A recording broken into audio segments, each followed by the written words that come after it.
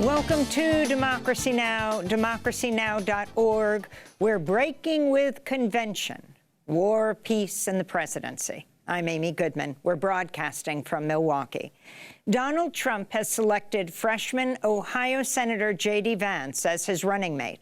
Republicans celebrated the decision while Democrats warned against Vance's extremist views, with President Biden labeling him a clone of Trump. The 39-year-old former Marine gained fame after writing the best-selling memoir, Hillbilly Elegy, a memoir of a family and culture in crisis, about growing up in Appalachia. He won a close Republican Senate primary in 2022, in part thanks to the billionaire tech investor Peter Thiel, who poured a record-breaking $10 million into his campaign. J.D. Vance's political positions have shifted dramatically over the years. Once a Trump critic, J.D. Vance went on to embrace the MAGA movement and far-right positions on abortion, the climate, immigration, and other issues. Donald Trump appeared alongside J.D. Vance Monday at the Republican National Convention as he made his first public showing since Saturday's assassination attempt. Trump appeared with a bandaged ear as he sat next to J.D. Vance, and Republicans formally nominated Trump and Vance for the 2024 ticket. We'll have more on J.D. Vance and the first day of the Republican National Convention after headlines. Meanwhile, in related news, Elon Musk said he'll give $45 million per month to the new pro-Trump super PAC, America PAC. Outside the Fiserv Forum, where the RNC is taking place here in Milwaukee, activists gathered to protest the Republican agenda.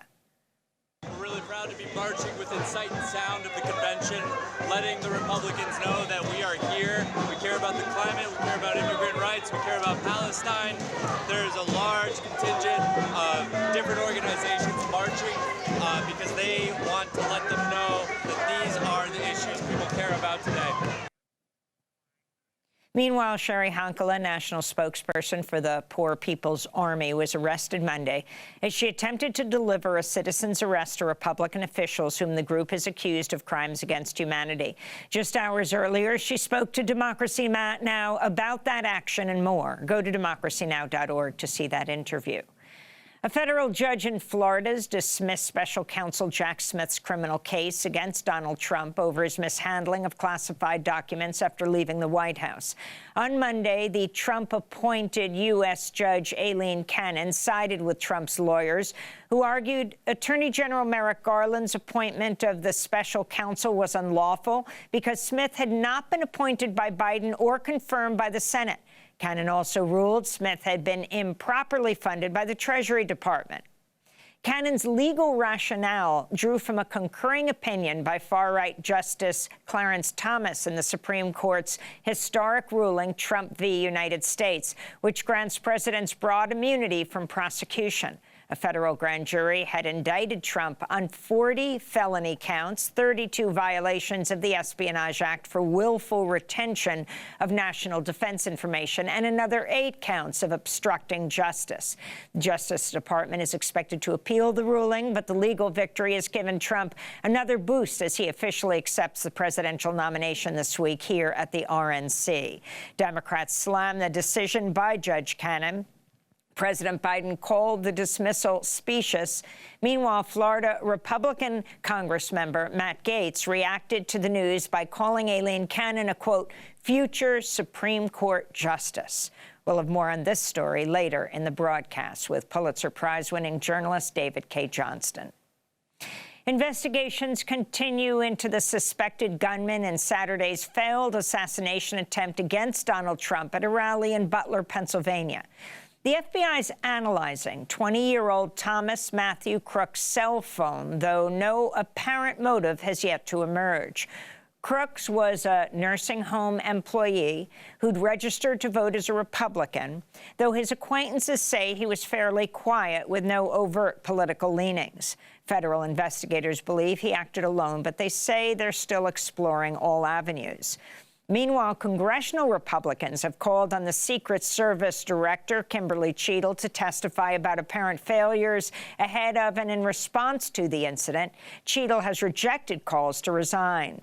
Video emerged Monday of witnesses warning law enforcement of the gunman 2 minutes before he began shooting from the roof of a nearby building. A local NBC affiliate reports the shooter was spotted by law enforcement nearly 30 minutes before he opened fire. In an interview with NBC's Lester Holt Monday, President Biden was questioned about language he's used while campaigning against Trump, including telling Democratic donors, quote, "It's time to put Trump in the bullseye." It was a mistake to use the word. I didn't say crosshairs. I meant bullseye. I meant focus on him. Focus on what he's doing. Focus on his policies. Focus on the number of lies he told in the debate. Focus. I mean, there's a whole range of things that, look, I'm not the guy that said, I want to be a dictator on day one. I'm not the guy that refused to accept the outcome of the election. I'm not the guy who said that won't accept the outcome of this election automatically. You can't only love your country when you win. President Biden also repeated his earlier call on Sunday to cool down the political rhetoric. The head of UNRWA, the UN's Palestinian Refugee Agency, said its Gaza headquarters has been, quote, flattened and turned into a battlefield, unquote, as Israeli forces continue their scorched earth campaign in Gaza City. Israeli attacks are also continuing throughout the Gaza Strip, including in Deir al-Balah, where survivors searched through rubble for their loved ones after fresh airstrikes brought down at least one building Monday.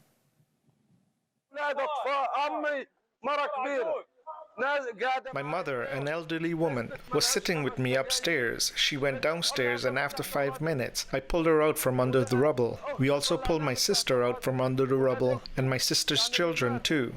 Those who died are my mother, my sister, and my sister's children. Children. One was 2.5 years old, and the other 2, I don't know what happened to them. God willing, may God save them. Turkey has condemned Israel's military for destroying the Turkish-Palestinian Friendship Hospital, Gaza's only specialized cancer center, after using it as a military base for months. Turkish officials said it's further proof of Israel's, quote, systematic policy aimed at the annihilation of the Palestinian people, unquote, and vowed to pursue Israel in international courts. Here in the U.S., Secretary of State Antony Blinken told 2 top Israeli officials the civilian death toll in Gaza is unacceptably high during an Israeli visit to Washington, D.C. Israel's killed at least 38,700 Palestinians in Gaza since October 7th, though the true death toll is likely much higher. Prime Minister Benjamin Netanyahu is still expected to address Congress on July 24th, despite the reported concern about the death toll and mounting objections among Democrats to Netanyahu's appearance. The European Union has announced sanctions against 5 Israeli settlers and 3 other entities responsible for serious and systematic human rights abuses against Palestinians in the occupied West Bank and East Jerusalem. Those sanctions include the group Tzav 9, which the EU said regularly blocks humanitarian aid trucks with food, water, and fuel headed to Gaza. Also on the list were Ben-Zion Gopstein, founder of the far-right Jewish supremacist group Lachava, which means the flame, and Ischar Man. All 3 have also been sanctioned by the U.S. government. Ukrainian President Volodymyr Zelensky said he plans to host a second international peace summit in Kyiv this fall to discuss Ukraine's failure. 92 countries attended a similar summit in Switzerland last month. Though Russia and China did not attend, Zelensky spoke after returning from last week's NATO summit in D.C. I believe that we're ready to hold the second summit sooner rather than later. And I believe that representatives of Russia should be present at the second summit. Last month's summit discussed 3 of Zelensky's 10-part formula for peace, covering food security, nuclear safety, and the release of prisoners of war and children. It's unclear if Moscow will be willing to attend a follow-up summit, though a Russian official last week rejected the idea. A Russian court has convicted U.S.-Russian journalist Masha Gessen in absentia Monday, sentencing them to 8 years in prison for remarks made in 2022 about the invasion of Ukraine.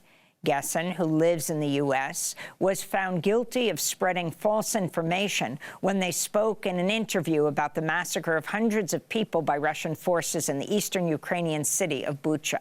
You can see our interviews with Masha Gessen about the war in Ukraine, Gaza, and many other topics at democracynow.org. In El Salvador, children have been subjected to serious human rights violations under President Nayib Bukele's violent crackdown on gangs. That's according to Human Rights Watch, which has just released a report detailing the arbitrary detention, torture, and other forms of abuse against children who've been arrested during El Salvador's state of exception that's been in force since March 2022. The report says detained children are held in overcrowded prisons, are not provided adequate food or health care, and have been denied access to their lawyers and visits with family members. Many have been convicted in unfair trials without due process. And in New York, a coalition of immigration and civil rights groups has filed a complaint on behalf of immigrants detained at the Buffalo Federal Detention Facility over chronic abuse there. The complaint accuses Immigration and Customs Enforcement of engaging in a brutal retaliation campaign against detained people who participated in a peaceful hunger strike to protest dire conditions inside the jail. Being denied access to free calls to their families and ICE's practice of locking immigrants in their cells for 18 hours a day. ICE officials threaten the hunger strikers with physical violence and placing them in solitary confinement. Meanwhile, in New York, a federal judge Friday dismissed Rudy Giuliani's bankruptcy protection case, clearing the way for creditors to potentially seize his assets. Giuliani had sought bankruptcy protection after a jury in December awarded 2 Georgia election workers $148 million in their defamation case against Giuliani following the 2020 election. Environmental groups renewed calls for a ban on deep-sea mining Monday as the International Seabed Authority opened its annual summit in Jamaica. More than 24 nations attending the talks have called for a moratorium on deep-sea mining, which creates massive sediment plumes and can devastate marine ecosystems. In a statement, the Deep Sea Conservation Coalition wrote, quote, "The deep ocean sustains crucial processes that make the entire planet habitable, from driving ocean currents that regulate our weather to storing carbon and buffering our planet against the impacts of climate change," unquote. Bolivia's president has announced plans to exploit a vast natural gas reserve north of Bolivia's administrative capital, La Paz. President Luis Arce said Monday the discovery of 1.7 trillion cubic feet of gas would once again make Bolivia a major exporter of fossil fuels. It will mark the beginning of a new chapter for the northern sub-Andean region. It offers the hope of maintaining our country as an important gas exporter, driving a second era of hydrocarbon production and positioning La Paz as a department that is now a hydrocarbon producer. Bolivia is already South America's largest exporter of natural gas, although its shipments are dwarfed by the world leader, the United States.